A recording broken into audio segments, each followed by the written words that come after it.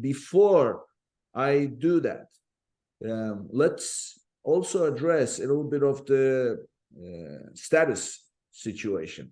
So as a brand owner on Amazon, you have something called brand registry, and then you have to register it and then get the whole thing set up so that you have access to brand analytics. So is there something similar on Walmart? What's the story there?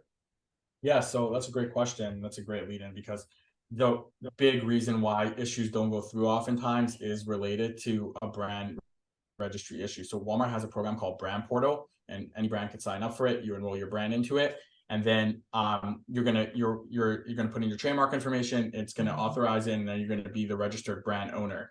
Once you're the registered brand owner, now if certain people are listing your product, you could open a case with Walmart to become the content owner. And that's a really big thing within the Walmart ecosystem, where it's called a content ownership, right? It's a marketplace, right? So likely if you're coming new to Walmart, if you were already selling well, likely somebody else a wholesaler listed your product on Walmart, right? So that listing already exists and they created the content. So they're the content owner, but a brand has higher authority.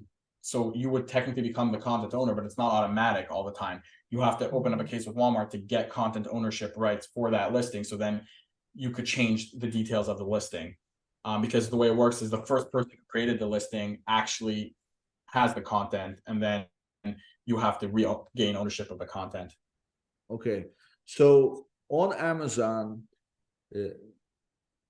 there is a relationship between setting up your brand registry account and setting up your Seller Central account. And if you do it the wrong way, it becomes hard to connect them to each other. So on Seller Central, there is a primary user as a concept. You have your primary user. So what I always recommend people who are brand owners, first create your brand registry account, get your brand application in, and then go create your Seller Central account from inside brand registry. So that way, that same username is used on both of those, so that you don't have any issues where you don't have rights to this, you don't have rights to that, because one person with one email created the Seller Central account, and then another person created the brand registry, and then they have to authorize each other. It gets complicated. So is there such a thing on Walmart also? Is it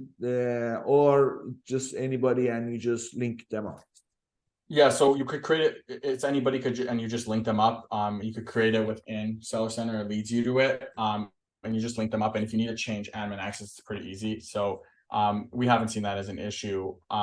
So yeah, that one's pretty straightforward. And it's pretty easy portal to use.